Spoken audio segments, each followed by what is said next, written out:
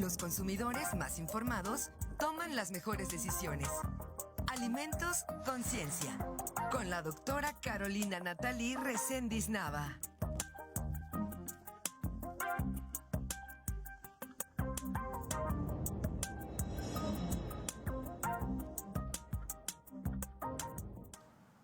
Pues continuamos en Presencia Universitaria y como todos los jueves es un placer recibir con nosotros a la doctora Carolina Reséndiz. Buenas noches, Carolina. ¿De qué nos vas a hablar el día de hoy?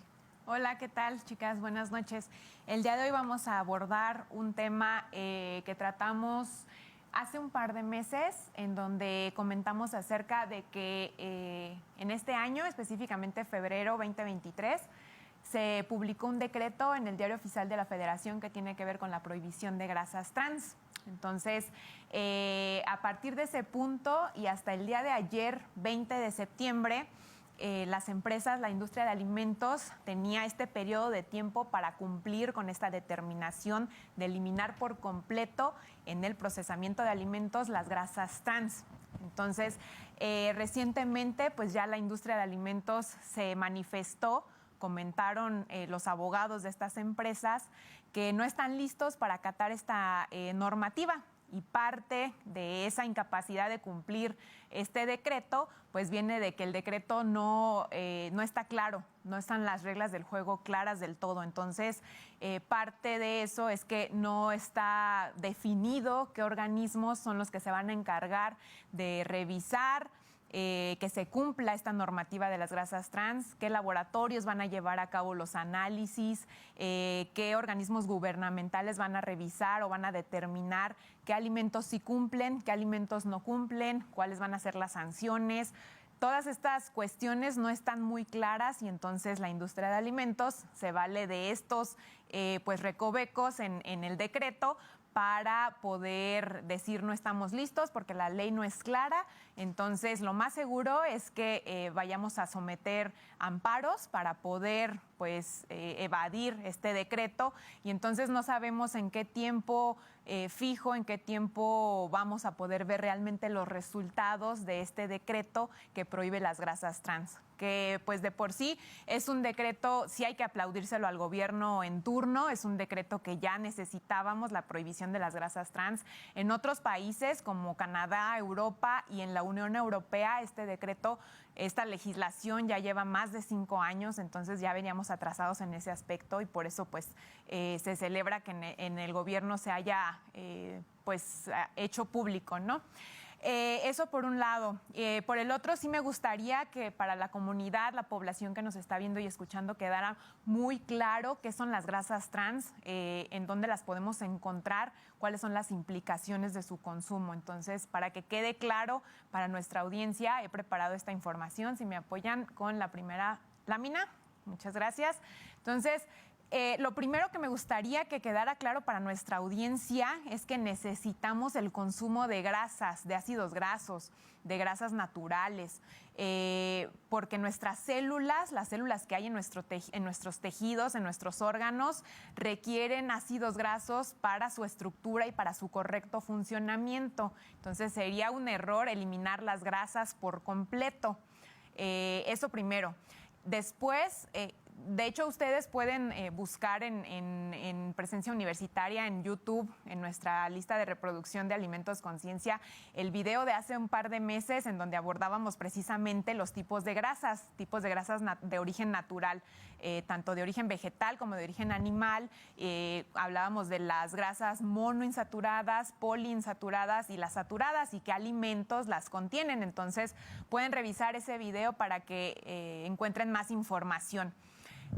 Por el contrario, las grasas trans son grasas producidas artificialmente, es decir, los organismos vivos, nuestras células, no las reconocen, no las metabolizan, no somos capaces de utilizar este tipo de grasas para ningún beneficio. Entonces, lejos de tener un beneficio, pues hay un detrimento para nuestra salud, porque al no utilizarlas, al no metabolizarlas, pues se empiezan a acumular en nuestro organismo y de ahí los problemas cardiovasculares, metabólicos que se presentan en la población mexicana. Entonces, el origen de este tipo de grasas proviene de un tiempo, hace alrededor de 40, 50 años, cuando había una preocupación por el contenido de colesterol en ciertos alimentos. Entonces, el colesterol proviene exclusivamente de origen animal.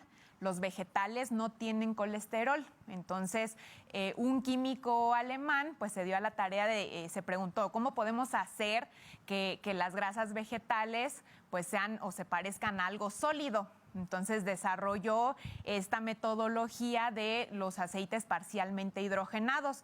Hidrogenó los aceites líquidos con este procedimiento y entonces se generan a través de este procedimiento grasas trans, que lo que hace básicamente es, a partir de un aceite líquido de origen vegetal que no contiene colesterol, se genera una grasa sólida, como lo que conocemos en la manteca vegetal y en las margarinas. Estos dos tipos de alimentos son de origen vegetal y no contienen colesterol. Entonces, en un inicio, pues se creía que eran benéficos para la salud al no contener colesterol. Pero después se fue descubriendo que a través de este procedimiento se generan estas grasas trans que son mucho más dañinas para nuestro organismo porque únicamente se acumulan, no las podemos procesar. Entonces, margarinas y manteca vegetal están hechas a partir de este procedimiento de la hidrogenación de los aceites líquidos. Este procedimiento y la obtención de este tipo de alimentos tiene beneficios tecnológicos en la industria de alimentos, y es que estas grasas vegetales sólidas tienen una mayor vida de anaquel. La oxidación es limitada.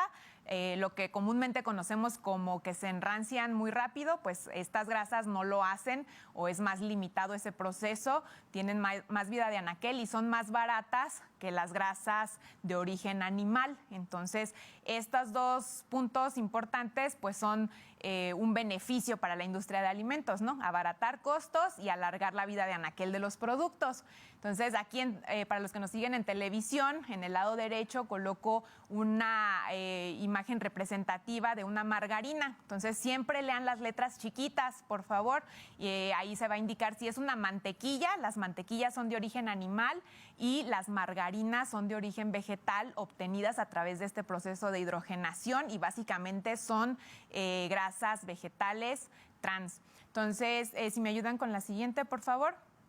¿Cómo podemos detectar que un alimento contiene grasas trans? Bueno, de hecho, hasta el día de ayer, que fue cuando entró en vigor la ley, este nuevo decreto de la prohibición de grasas trans, pues vamos a poder ver, yo creo que por otro periodo de tiempo, este sello de exceso de grasas trans en los alimentos. Esa es una forma de identificarlos. Y la otra es que volteemos a ver la información nutrimental de los alimentos que estamos consumiendo. Entonces, por ejemplo, en los que nos siguen en televisión, hay una etiqueta ejemplo de una de las mantecas vegetales más reconocidas en nuestro país. De las grasas totales, tiene un contenido de cerca de 99 gramos, y de esos 99 gramos, el 7.5 gramos corresponden a grasas trans. Entonces, así es como nos podemos dar cuenta qué cantidad de grasas trans hay en un alimento. Entonces, eso en cuestión de cómo lo podemos detectar. Ahora, en cuestión de lo que tiene que ver con la legislación actual, y que hasta el día de ayer la industria de alimentos tenía para acatar este decreto, y que pues evidentemente no está listo y no lo van a hacer, al menos en el corto plazo. Ahora la siguiente pregunta es: ¿quién va a regular a los puestos de garnachas, ¿no? O sea, cuando nosotros sabemos que los mexicanos pues tendemos a freír muchos de los alimentos que consumimos, llámese gorditas, quesadillas, tacos. Entonces, durante este proceso de calentamiento excesivo de los aceites vegetales líquidos, también se producen altas concentraciones de grasas trans.